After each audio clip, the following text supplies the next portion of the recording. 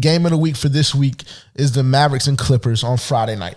The series is currently 3-2, advantage Mavs. And right now is make or break time for the LA Clippers organization for the next decade and a half. It is. It is, because I'm going to tell you something. Based on what we've seen the past 2 or 3 years and the inability of the LA Clippers to get anything done in the playoffs, I would have to imagine and say that it's going to discourage any superstar from going to that organization within the next couple of years. Like I said, decade and a half, right? Especially when you see, we got the LA Lakers right in the same exact building. And they were able to win a championship this last year. Now, given their backs are against the wall right now, 3-2 against the Phoenix Suns, but at the very least, they won a championship last year. So even if they do get eliminated within the next 2 games against the Suns, hey, it just is what it is. Now, for the Clippers, it's a completely different story.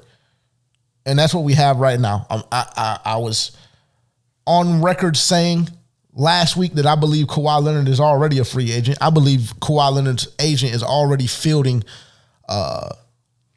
offers and potential moves for Kawhi Leonard during this offseason. I do not believe if the LA Clippers don't get the job done, not only just game 6, if they're not able to, even if they're able to push it to a game 7, should they lose, I still believe Kawhi Leonard is gone. I really do. So this to me is probably one of the biggest games of the NBA season as a whole, because it has so much riding on it. It has so much riding on it. And like I said, the future of the Clippers organization is in question right now. It is. It is. If they're not able to get it done, you can pretty much thank Luka for that. Because my God, what an absolute job he's doing against that team. Luka has had one game that he's been average, because I can't even say it was a bad game. He's had one game that he was average. The game where you saw him bashing the damn water bottle against his head, his shoulders all shot. You know what I'm saying? He had one game that he was average. And ever since then, matter of fact, every time he sees the Clippers in the playoffs, it just seems like he has a personal vendetta against them. And it just seems as though, he makes a point to kill the LA Clippers, because they do, in fact, have statistically the 2 top perimeter defenders in the league. And it just simply hasn't mattered.